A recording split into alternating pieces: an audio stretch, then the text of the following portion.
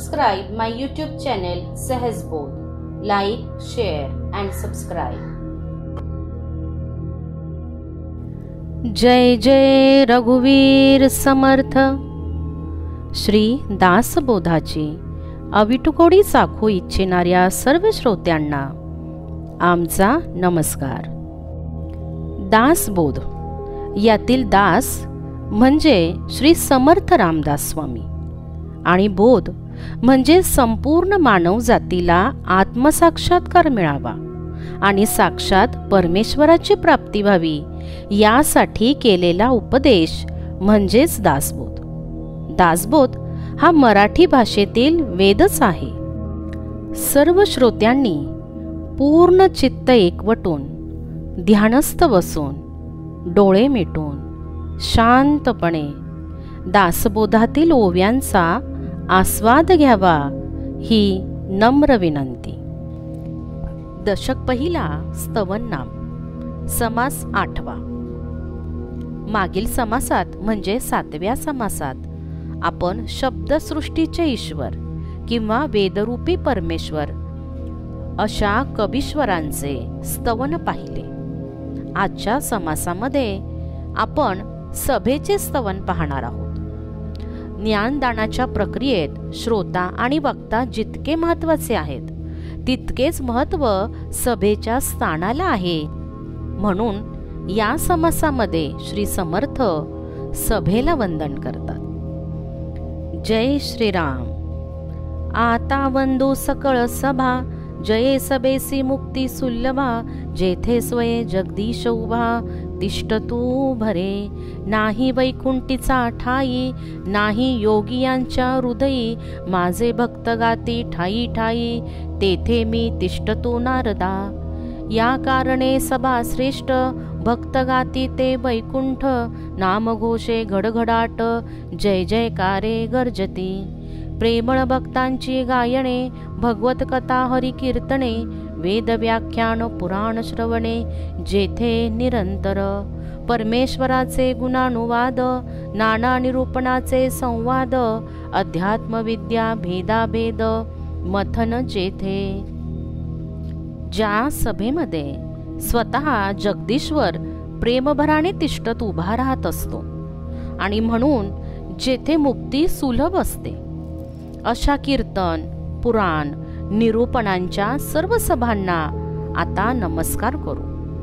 भगवान स्वतः सांगतात की हे नारदा, मी एक वेळ वैकुंठात सापडणार नाही, योग्यांच्या हृदयात सापडणार नाही किंवा सूर्यबिंबात असणार नाही, पण ज्या ज्या ठिकाणी माझे प्रेमळ भक्त गात असतात तेथे मी हटकून सापडेन, असे देव देवर्षी नारदाजवळ स्वतःच बोलले आहेत. यासाठी भक्त ज्या ठिकाणी भगवंताचे गुणानुवाद गातात आणि त्याच्या नामाचा जयघोष करतात ती सभा श्रेष्ठ होय, ते प्रत्यक्ष वैकुंठच होय.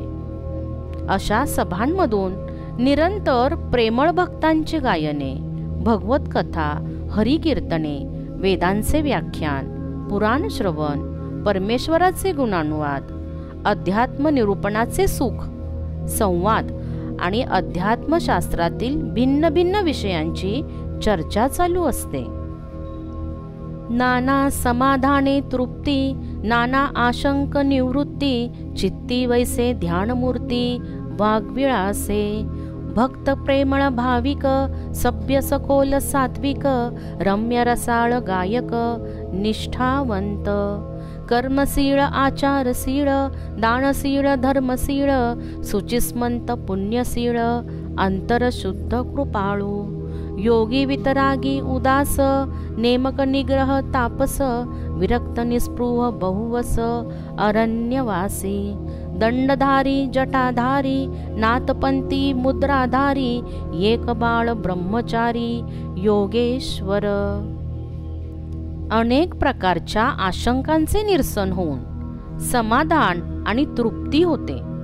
तेथील भक्तांच्या संभाषण चातुर्यामुळे चित्तामध्ये ध्यानमूर्ती स्थिर होते.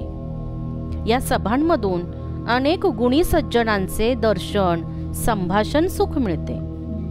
भक्त प्रेमळ भाविक सभ्य सखोल गंभीर किंवा तीक्ष्ण बुद्धीचे, सात्विक रम्य रसाळ गवई निष्ठावंत कर्मनिष्ठ आचारशील दानशूर धर्मनिष्ठ पवित्र पुण्यवान निर्मळ अंतःकरणाचे, कृपाळू योगी वैराग्यशील अलिप्त नित्यनेमी म्हणजे नेमके निग्रही तपस्वी विरक्त निस्पृह बहुधा अरण्यात राहणारे, संन्यासी म्हणजे दंडधारी जटाधारी नाथपंथी मुद्रा धारण करणारे वैष्णव बाळब्रह्मचारी महायोगी असे अनेक सभासद तेथे असतात.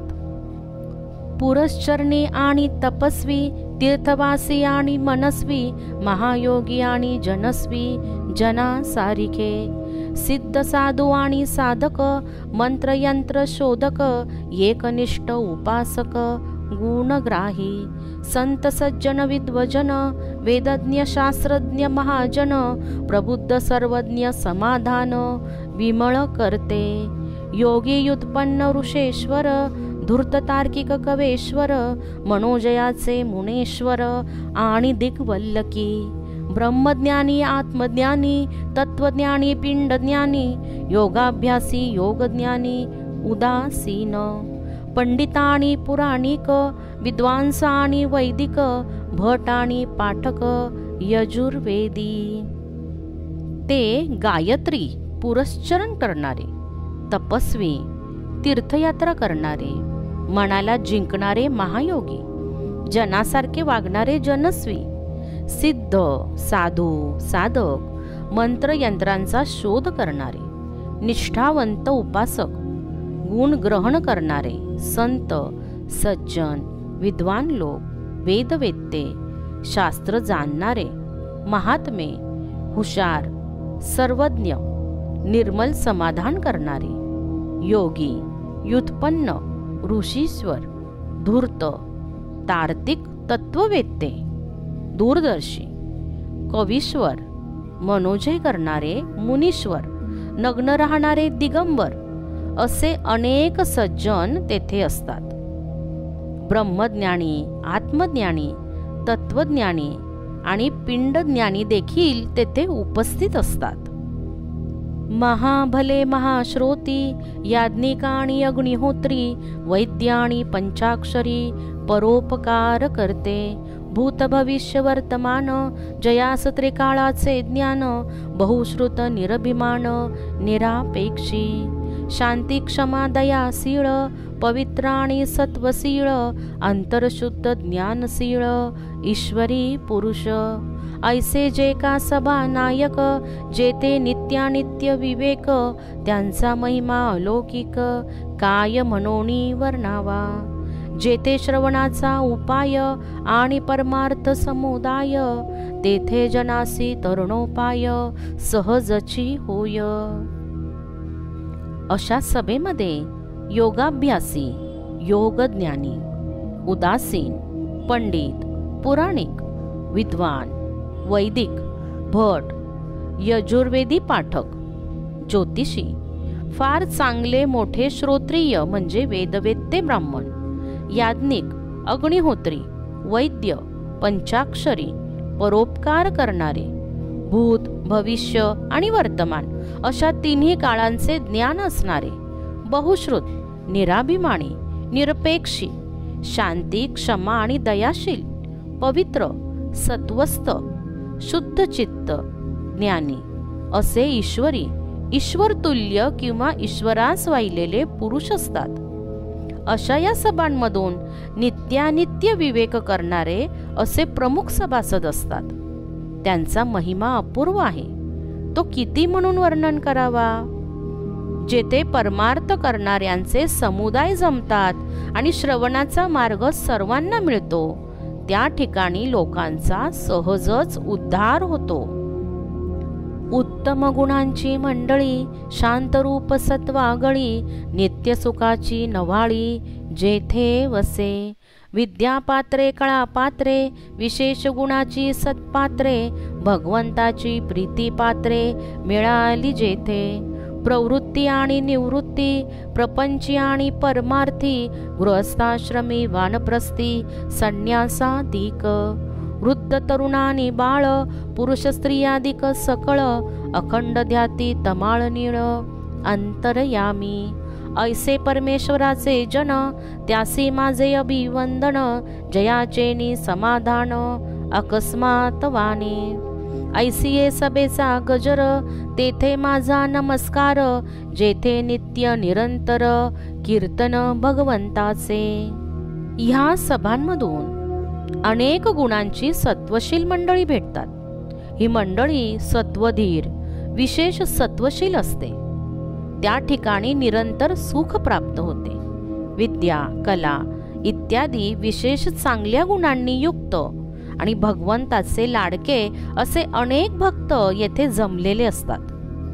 त्यात प्रवृत्ती आणि निवृत्ती मार्गाने जाणारे म्हणजे प्रापंचिक आणि परमार्थी, गृहस्थाश्रमी, वानप्रस्थाश्रमी, संन्यासी आदी करून वृद्ध मंडळी, तरुण, बाळ, सर्व लहान मोठी मंडळी, स्त्री पुरुष सगळे मेघश्याम सुंदराच्या अंतःकरणात अखंड ध्यान करतात.